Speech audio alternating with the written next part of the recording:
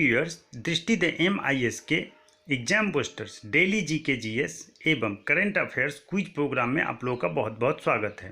आज मैं आप लोगों के समक्ष इस सीरीज का 5वां वीडियो लेकर प्रस्तुत हुआ हूं। अगर आप लोगों ने इससे पहले का 4 वीडियो नहीं देखा है तो इसका लिंक मैं इस वीडियो के डिस्क्रिप्शन में डाल दूंगा, या फिर आप हमारे चैनल के प्ले लिस्ट में जाकर के भी उसे देख सकते हैं।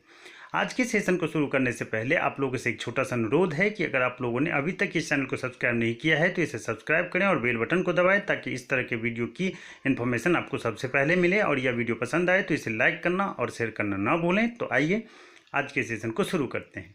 आज के सेशन में बात करते हैं हम लोग सबसे पहले पिछले अभ्यास प्रश्न का। यह अभ्यास प्रश्न था, हाल ही में प्रोफेसर अनिसुजमा का निधन हो गया, इनका संबंध किस क्षेत्र से था? पहला ऑप्शन है कला और संस्कृति, दूसरा भाषा और साहित्य, तीसरा संगीत और नाट्य विद्या और चौथा खेल। दोस्तों, इसका उत्तर हो जाएगा ऑप्शन बी, भाषा और साहित्य। आइए आज के सेशन का पहला प्रश्न देखते हैं। कोविड-19 से मुक्त होने वाला यूरोपीय संघ का पहला देश कौन बन गया है? रोमानिया, स्लोवेनिया, चेक गणराज्य या फिर बेलारूस? इसका आंसर होगा ऑप्शन बी, स्लोवेनिया। आइए इसके विश्लेषण को देखते हैं।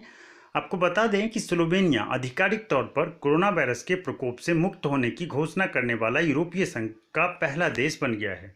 स्लोवेनिया के national institute of public health के निष्कर्ष के बाद देश की सरकार ने कल एक बयान में इस बात की पुष्टि की है। आपको बताते चलें कि स्वास्थ्य प्राधिकरण के अनुसार पिछले 2 हफ्तों में सिर्फ 35 लोग कोरोना वायरस से संक्रमित हुए थे, जबकि वायरस के लिए प्रजनन संख्या यानी द रिप्रोडक्टिव नंबर, जिसे आर रेटिंग या RO के रूप में जाना जाता है, 1 से नीचे थी। 1 से नीचे के R का मतलब है कि प्रत्येक संक्रमित व्यक्ति औसतन 1 से कम व्यक्ति को वायरस से संक्रमित कर रहा है। आइए आज के सेशन का दूसरा प्रश्न देखते हैं। किस संस्थान के वैज्ञानिकों ने हाल ही में इंजेक्टेबल सिल्क फैब्रोइन बेस्ड हाइड्रोजेल विकसित किया है? CSIR, IISc Bengaluru, IIT Delhi या फिर JNCASR? इसका आंसर है ऑप्शन डी, JNCASR। आइए इसके विश्लेषण को देखते हैं। आपको बता दें कि Jawaharlal Nehru centre for advance scientific research अर्थात JNCASR के वैज्ञानिकों ने हाल ही में मधुमेह रोगियों में इंसुलिन इंजेक्ट करने के लिए एक इंजेक्टेबल सिल्क फैब्रोइन आधारित हाइड्रोजेल विकसित किया है। भारत में डायबिटीज से जूझ रहे लोगों की संख्या की अगर बात करें तो ये दुनिया भर में दूसरे स्थान पर आता है और इसकी संख्या 70 मिलियन से भी अधिक है। Jawaharlal Nehru centre for advance scientific research अर्थात JNCASR विज्ञान और प्रौद्योगिकी विभाग के तहत एक स्वायत्त अनुसंधान संस्थान है। इसे याद रखना है कि ये विज्ञान और प्रौद्योगिकी विभाग के तहत कार्य करता है और यह एक स्वायत्त अनुसंधान संस्थान है। आइए आज के सेशन का तीसरा प्रश्न देखते हैं। हाल ही में enterprises resource planning platform Samarth को राष्ट्रीय प्रौद्योगिकी संस्थान कुरुक्षेत्र में कार्यान्वित किया गया है। इस प्लेटफॉर्म का विकास किस मंत्रालय द्वारा किया गया है? मानव संसाधन विकास मंत्रालय, पृथ्वी विज्ञान मंत्रालय, वित्त मंत्रालय या फिर सूचना एवं प्रसारण मंत्रालय? इसका उत्तर होगा ऑप्शन ए, मानव संसाधन विकास मंत्रालय। आइए इसके विश्लेषण को देखते हैं। हाल ही में एंटरप्राइजेज रिसोर्स प्लानिंग अर्थात ERP enterprises resource planning platform Samarth को राष्ट्रीय प्रौद्योगिकी संस्थान कुरुक्षेत्र में कार्यान्वित किया गया है। इस पहल का मकसद संस्थान की प्रक्रियाओं को स्वचालित करना है। आपको बता दें कि मानव संसाधन विकास मंत्रालय ने सूचना एवं संचार प्रौद्योगिकी में राष्ट्रीय शिक्षा मिशन योजना अर्थात NMEICT national mission of education in information and communication technology scheme के तहत इस ई-गवर्नेंस प्लेटफॉर्म समर्थ का विकास किया है। साथ ही इसका अहम मकसद सभी विश्वविद्यालयों एवं उच्च शैक्षणिक संस्थानों में छात्रों को गुणवत्तापूर्ण शिक्षा प्रदान करना है।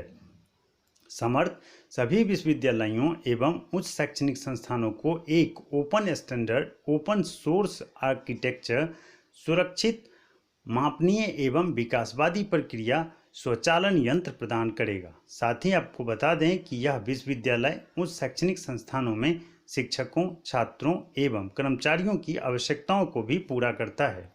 तो आइए आज के सेशन का चौथा प्रश्न देखते हैं। उत्तर प्रदेश सरकार ने हाल ही में घड़ियालों की सुरक्षा के मद्देनज़र उन्हें घाघरा नदी में छोड़ा है।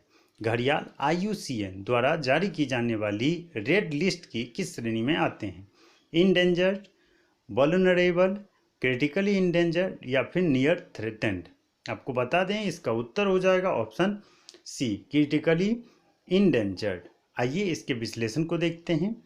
हाल ही में उत्तर प्रदेश के बहराइच वन प्रभाग द्वारा घाघरा नदी में 40 घड़ियाल छोड़े गए हैं। घाघरा नदी उत्तर प्रदेश में घड़ियालों के लिए एक महत्वपूर्ण जलीय गलियारा के रूप में कार्य करती है। यह गंगा की एक सहायक नदी है जो इसके बाएं तट पर मिलती है। आपको बता दें कि IUCN की रेड लिस्ट में घड़ियाल गंभीर रूप से संकटग्रस्त यानी क्रिटिकली इंडेंजर्ड लिस्ट में शामिल है। यह प्रजाति वन जीवन संरक्षण अधिनियम 1972 की अनुसूची 1 के तहत भी सूचीबद्ध है। भारत में घड़ियालों का एक बड़ा हिस्सा चंबल नदी में पाया जाता है। घाघरा नदी भारत की सबसे स्वच्छ नदियों में से एक है क्योंकि घड़ियाल स्वच्छ नदी के पानी का एक अच्छा संकेतक माना जाता है। आइए आज के सेशन का पांचवा प्रश्न देखते हैं। हाल ही में विकसित Z-SKINE विधि से मानव में होने वाले निम्न में से किस रोग की मॉनिटरिंग की जा सकेगी? ऑप्शन ए पार्किंसन, बी मधुमेह, सी ब्लड प्रेशर या फिर डी कैंसर? आपको बता दें इसका उत्तर होगा पार्किंसन। आइए इसके विश्लेषण को देखते हैं। पार्किंसन रोग एक सामान्य न्यूरो डिजेनरेटिव बीमारी है जिसका कोई इलाज अभी तक नहीं है।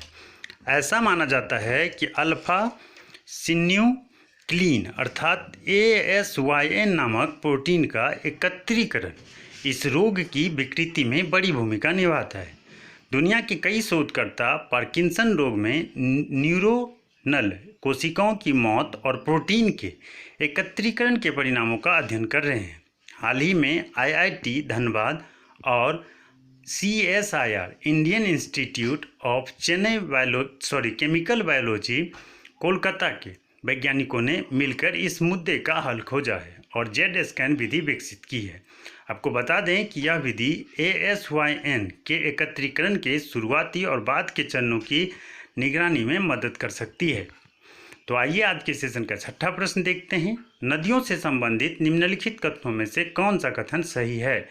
ऑप्शन ए है नदी जब अपनी युवा अवस्था में होती है तो भी आकार की घाटियों जैसे गॉर्ज और कैनियन का निर्माण करती है। ये कथन बिल्कुल सही है। ऑप्शन बी है प्रौढ़ावस्था के दौरान नदियाँ व्यापक और विस्तृत हो जाती है जिससे विस्तृत बाढ़ के मैदान का निर्माण होता है। यह कथन भी सत्य है। ऑप्शन सी कहता है कि डेल्टा, झीलें और दलदल जैसी अपर्दित स्थलाकृतियाँ नदी की वृद्धावस्था के दौरान बनती है। दोस्तों ये ऑप्शन भी सही है, अर्थात इसका आंसर हो जाएगा ऑप्शन डी, उपरोक्त सभी सत्य है। आइए इसके विश्लेषण को देखते हैं। नदियों के प्रवाह की अवस्था को भूगोलवेत्ताओं ने 3 भागों में बांटा है: युवावस्था, प्रौढ़ावस्था और वृद्धावस्था। नदियां जब अपने उद्गम से निकलती है तो नदी की यह अवस्था युवावस्था कहलाती है। चूँकि नदी की इस अवस्था के दौरान वह पहाड़ी दुर्गम रास्तों से होकर गुजरती है। नदियां इस क्रम में आने वाली सभी स्थलाकृतियों को काटती हुई आगे बढ़ती है। इस दौरान वे पर्वतों को काट काट कर भी आकार की घाटियों का निर्माण करती है। इनमें गहरे खंड, गॉर्ज, कैनियन जैसी संकरी घाटियाँ शामिल है। आपको बता दें कि प्रौढ़ावस्था के दौरान पर्वतीय दुर्गम क्षेत्रों से निकलकर ये अपेक्षाकृत ढाल वाले क्षेत्रों में बहने लगती है। इस अवस्था में नदियाँ व्यापक और विस्तृत हो जाती है और इनमें जल की मात्रा बढ़ जाती है जिससे विस्तृत बाढ़ के मैदान का निर्माण होता है। साथ ही आपको यह भी बता दें कि जब वृद्धावस्था के दौरान नदियों की छोटी सहायक नदियों की संख्या कम हो जाती है और ढाल भी मंद हो जाती है तो इस दौरान नदी का बहाव भी धीमा हो जाता है जिसके परिणाम स्वरूप नदी विसर्प, गोखुर झील तथा अंत में समुद्र में मिलने से पहले डेल्टा का निर्माण करती है। आइए आज के सेशन का 7वां प्रश्न देखते हैं। निम्न में से कौन सही सुमेलित नहीं है को ध्यान में रखना है। ऑप्शन ए है जलोढ़ पंख नदी, लैपीज भौमजल, स्टाइक वायु तथा सर्क हिमनद। दोस्तों इसका उत्तर हो जाएगा ऑप्शन सी स्टाइक वायु। ये सुमेलित नहीं है। आइए इसके विश्लेषण को देखते हैं। जब नदी ऊंचे स्थानों से बहती हुई गिरिपाद और मंद ढाल के मैदान में प्रवेश करती है तो जलोढ़ का निर्माण होता है। आपको बता दें कि लैपीज भौमजल द्वारा बनाई गई स्थलाकृति है। जब भौमजल से बनी हुई चूनायुक्त चट्टानों के अधिकतर भाग गर्तों और खाइयों में विलीन हो जाते हैं और पूरे क्षेत्र में अनियमित पतले और नुकीले कटक रह जाते हैं तो यही स्थलाकृति लैपीज कहलाती है। अर्थात इन अभी तक के विश्लेषण से यह स्पष्ट हो गया है कि ऑप्शन 1 और 2 बिल्कुल सही है। आइए आगे का विश्लेषण देखते हैं। सर्क हिमनद द्वारा अपर्दित स्थलाकृति है। दरअसल सर्क गहरे, लंबे और चौड़े गर्त होते हैं जिनकी दीवार तीव्र ढाल वाली, सीधी या अवतल होती है। इस तरह हम देखते हैं कि ऑप्शन डी भी सही है। अब आगे के विश्लेषण को देखिए। कह रहा है कि जबकि स्टाइक समुद्री तरंग घर्षित आकृति है, जबकि ऑप्शन सी में दिया है कि यह वायु द्वारा निर्मित होती है। अतः इससे स्पष्ट है कि वो गलत है। समुद्री भृगु के ही अपर्दित रूप स्टाइक कहलाते हैं।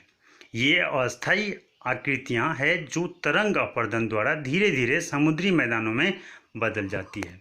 आइए आज के सेशन का 8वां प्रश्न देखते हैं। निम्नलिखित में से कौन वायु द्वारा अपर्दित स्थलाकृति नहीं है? फिर से नहीं है को ध्यान में रखना है। पहला है एस्कर, दूसरा है इंसेलबर्ग, तीसरा है यारडांग और चौथा है मशरूम। आपको बता दें इसका उत्तर हो जाएगा ऑप्शन ए एस्कर, क्योंकि यह वायु द्वारा अपर्दित स्थलाकृति नहीं है। आइए इसके विश्लेषण को देखते हैं। वायु द्वारा अपर्दित स्थलाकृतियां हैं इंसेलबर्ग, यारडांग एवं मशरूम, जबकि एस्कर हिम से बनने वाली स्थलाकृतियां हैं। इसलिए आपको मैंने बताया अभी कि ऑप्शन ए गलत है, जो कि इस प्रश्न का उत्तर है।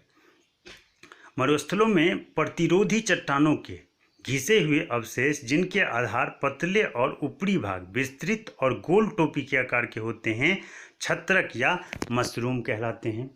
आइए आज के सेशन का 9वां प्रश्न देखते हैं। वायुमंडल में पाए जाने वाली गैसों का सही अनुक्रम क्या है? पहला nitrogen, oxygen, argon, carbon dioxide. Oxygen, nitrogen, argon, carbon dioxide. Nitrogen, oxygen, carbon dioxide, argon. Oxygen, nitrogen, carbon dioxide या फिर आर्गन। दोस्तों आपको बता दें इसका उत्तर हो जाएगा option A nitrogen, oxygen, argon और कार्बन डाइऑक्साइड। आइए इसके विश्लेषण को देखते हैं। पृथ्वी के चारों ओर हजारों किलोमीटर की ऊंचाई पर फैला आवरण वायुमंडल कहलाता है। हमारे वायुमंडल में विभिन्न गैसें पाई जाती है जिनका अनुक्रम इस प्रकार है। नाइट्रोजन 78.8%, ऑक्सीजन 20.95%, आर्गन 0.93% और कार्बन डाइऑक्साइड 0.036%। इसलिए ऑप्शन ए सही हो जाता है। इन गैसों के अलावा अहम गैसें हैं नियान, हीलियम, ओजोन, जेनन और क्रिप्टॉन आदि। आइए आज के सेशन का 10वां और अंतिम प्रश्न देखते हैं। वायुमंडल से संबंधित निम्नलिखित कथनों पर विचार कीजिए। पहला कथन है जलवाष्प, धूलकण, बादल, तूफान, चक्रवात संबंधी मौसमी घटनाएं क्षोभ मंडल में घटित होती है। दूसरा कथन है कि ऊंचाई बढ़ने के साथ साथ क्षोभ मंडल के तापमान में 1 डिग्री प्रति 165 मीटर की दर से गिरावट आती है। तीसरा है ओजोन परत वायुमंडल के आयन मंडल में पाई जाती है। और चौथा कथन है कि आयन मंडल को तापमंडल भी कहते हैं। पृथ्वी से प्रेषित रेडियो तरंगे यही से परावर्तित होकर पृथ्वी पर लौट आती है। उपर्युक्त कथनों में से कौन से कथन सही है? दोस्तों आपको बता दें कि इसका उत्तर हो जाएगा ऑप्शन सी 1, 2 और 4, क्योंकि यहाँ तीसरा ऑप्शन गलत है, क्योंकि ओजोन परत वायुमंडल के आयन मंडल में नहीं पाई जाती है बल्कि ये समताप मंडल में पाई जाती है। आइए इसके विश्लेषण में देखते हैं। हमारे वायुमंडल को 5 प्रमुख भागों और कई उपभागों में बांटा गया है। क्षोभ मंडल वायुमंडल की सबसे निचली और सघन परत है। यहाँ वायु के कुल भार का लगभग 75% भाग पाया जाता है। इसकी धरातल से औसत ऊंचाई लगभग 14 से 16 किलोमीटर है। यह ऊंचाई भूमध्य सागर पर संवहन धारा के कारण 18 किलोमीटर और ध्रुवों पर 8 से 10 किलोमीटर हो जाती है। आपको बता दें कि जलवाष्प, धूलकण, बादल, तूफान, चक्रवात संबंधी मौसमी घटनाएं यहीं पर घटित होती है, अर्थात क्षोभमंडल में ही घटित होती है। इस तरीके से देखा जाए तो ऑप्शन 1 एकदम सही है। अब देखिए आगे का विश्लेषण देखते हैं। ऊंचाई के साथ साथ इस मंडल में तापमान में 1 डिग्री प्रति 165 मीटर की दर से गिरावट आती है, अर्थात दूसरा कथन भी सही है। साथ ही ओजोन परत आयन मंडल में नहीं बल्कि समताप मंडल में है, इसलिए दोस्तों तीसरा जो इसमें ऑप्शन है वो गलत है, क्योंकि वहाँ दिया हुआ है ये आयन मंडल में है। आगे का विश्लेषण देखते हैं। कह रहा है कि आपको बता दें कि आयन मंडल को तापमंडल भी कहा जाता है और इसका विस्तार 80 किलोमीटर से लेकर के 400 किलोमीटर तक है। अर्थात हमें याद रखना है कि आयन मंडल को ही हम तापमंडल के नाम से भी जानते हैं और इसका विस्तार 80 से 400 किलोमीटर तक होती है। यह यहाँ पर तेजी से तापमान बढ़ता है, जो ऊपरी सीमा पर 1000 डिग्री सेल्सियस तक हो जाता है। पृथ्वी से प्रेषित रेडियो तरंगे यहीं से परावर्तित होकर पृथ्वी पर लौट आती है। इस तरीके से देखा जाए तो चौथा ऑप्शन भी सही हो जाता है। तो आइए आज के सेशन को हम लोग यहीं पे विराम देते हैं, लेकिन इससे पहले आज के अभ्यास प्रश्न को देखते हैं, जो आप लोगों को बना करके इसका आंसर कमेंट्स बॉक्स में देना है और इसका आंसर मैं अगले वाले वीडियो में बताऊंगा। ये प्रश्न है, केंद्रीय स्वास्थ्य मंत्री ने कोविड-19 की टेस्टिंग के लिए बनाई गई मशीन राष्ट्र को समर्पित की। इस मशीन का नाम क्या है? ऑप्शन ए कोवास 500, ऑप्शन बी कोवास 6800, ऑप्शन सी कोवैट कोविड 100 और ऑप्शन डी एलिसा 100। दोस्तों इसी के साथ आज के सेशन को विराम देते हैं। तब तक के लिए नमस्कार। आप लोग अच्छे से रहिए, पढ़ते रहिए, खुश रहिए। धन्यवाद।